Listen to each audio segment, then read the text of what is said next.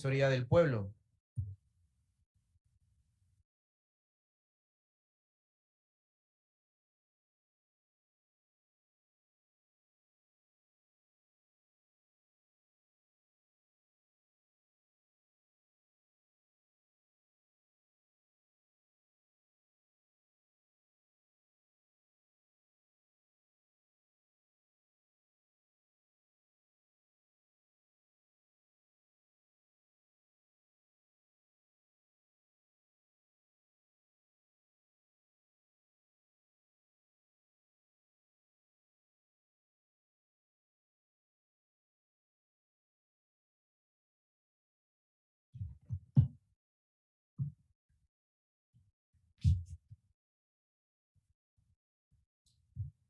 Estimados, estimadas asambleístas, primero un cordial saludo y atento saludo a la presidenta de esta importante curul, la presidenta de la Asamblea. Es un gusto para mí estar acá. Soy Jimena Cabrera Montúfar, la delegada oficial de la Defensoría del Pueblo del Ecuador, quien lideró el proyecto de ley entregado el 28 de abril, que estuvo aquí a cargo de su lectura. Como saben, justamente el 28 de abril la Corte Constitucional del Ecuador emitió una sentencia histórica para todas y todes en el país, una sentencia en la cual envió a la Defensoría del Pueblo a elaborar una ley que cumpla con los máximos estándares nacionales e internacionales de derechos humanos para que logre efectivamente satisfacer las necesidades de las sobrevivientes y víctimas de violación en nuestro país.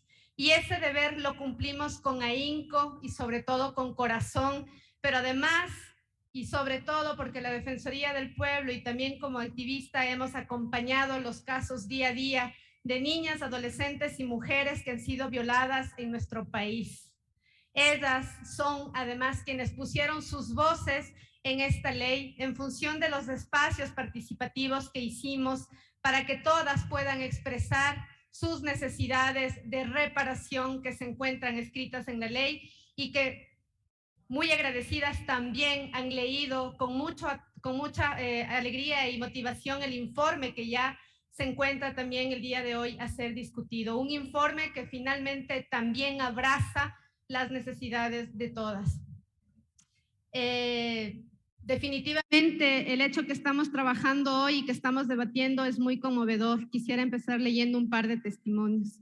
Yo me quería matar porque no quería seguir viviendo, pero mi hermano no me dejó. Me quería botar de una peña. Era viernes, salí y me hicieron un eco. Era un bebé y estaba de 7 meses. Es conmovedor y trágico, dice una enfermera de un hospital público, ver cómo sufren y chillan con dolores de parto. Estas niñas tienen el umbral del dolor infinitamente menor que el de una mujer adulta y sufren muchísimo. Generalmente las adolescentes sufren más y es peor cuando su embarazo no es deseado producto de violación. Gritan mucho y algunas piden que les saquen eso de la barriga. A veces cuando vemos que les duele mucho les ofrecemos poner anestesia epidural. Esto también es parte de una investigación de la Fundación Desafío. Quisiera comentarles que dentro de las mesas de trabajo que realizó la Defensoría del Pueblo, estos testimonios estuvieron presentes, señores y señoras asambleístas, los testimonios de las sobrevivientes y las víctimas. Tuvimos las asesorías de más de 606 participantes, 330 organizaciones sociales y las asesorías internacionales como ONU Mujeres e incluso de la Corte Interamericana de Derechos Humanos. La ley que ustedes tuvieron la oportunidad de leer y de lo que nace el informe que ustedes están por debatir, tiene principalmente la base fundamental en los derechos humanos, que es necesario corroborarlas y confirmarlas en esta nueva informe y que definitivamente tiene que ser aceptado, ¿no? El principio de confidencialidad, el principio pro persona, que efectivamente acá les solicitamos de manera comedida que lo tomen en cuenta. El principio que cuando exista dudas acerca de qué norma debe aplicarse, debe efectivamente entenderse su sentido y se adoptará la interpretación o la aplicación que mejor prevea la protección de los derechos de niñas, adolescentes, mujeres y personas con posibilidad de gestar. Asimismo, el principio de beneficencia fue uno de los principales para el proyecto de ley. El principio que se refiere al deber de hacer el bien, de fomentar con la acción terapéutica el beneficio de la salud de niñas, adolescentes, mujeres y personas con posibilidad de gestar. El principio de no maleficencia, señores asambleístas y señoras asambleístas. El principio ético médico y de todos y todas de no generar el mal, de no plantear la prohibición de que modo deliberado y de mala fe se ordene la realización, por ejemplo, de exámenes o pruebas diagnosticadas que generen dolor en las víctimas y sobrevivientes.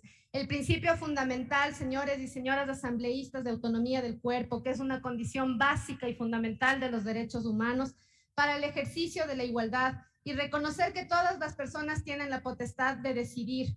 Lo que estamos acá luchando es por una ley voluntaria de embarazo, de interrupción de embarazo por violación. Esta despenalización de aborto, que ya la Corte Constitucional lo ha determinado, no obliga a nadie a interrumpir un embarazo, sino genera una posibilidad para que todas las sobrevivientes de violencia que se encuentran ahorita aquí afuera, afuera de las curules de la calle, justamente luchando para que esto sea definitivamente un derecho y que ustedes lo puedan abrazar y generen un reto histórico en nuestro país.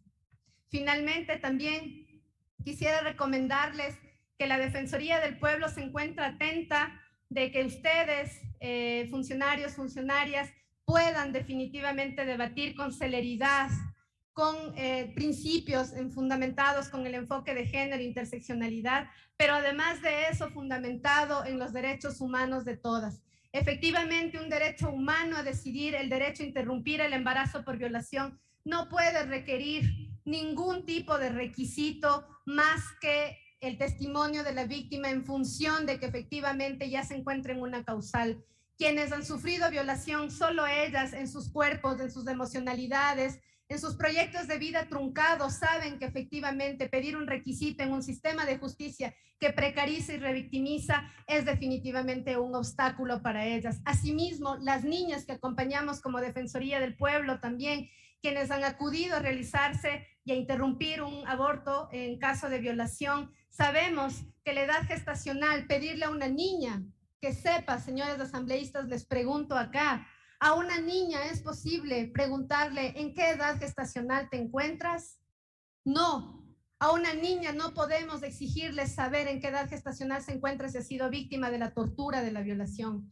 Por lo tanto, si se pone y se exige tiempos gestacionales, estamos dejando afuera justamente a esas niñas que hoy en día se encuentran clamando con sus familiares y sobre todo sus madres que esta ley sea justa y reparadora y que no exija tiempos, que no exija un requisito para un derecho humano fundamental que es la vida digna. Y el hecho de que las niñas puedan ser niñas y no madres. De igual manera, la objeción de conciencia, señores asambleístas y señoras asambleístas, podemos mirar que efectivamente en la ley y en el informe se respeta el derecho individual a la objeción de conciencia, pero no podemos permitir de ninguna forma que los y las galenas puedan legislar y puedan juzgar, pero además de eso, prohibir y obstaculizar un derecho humano que ya ha sido de nuevo determinado por la Corte Constitucional.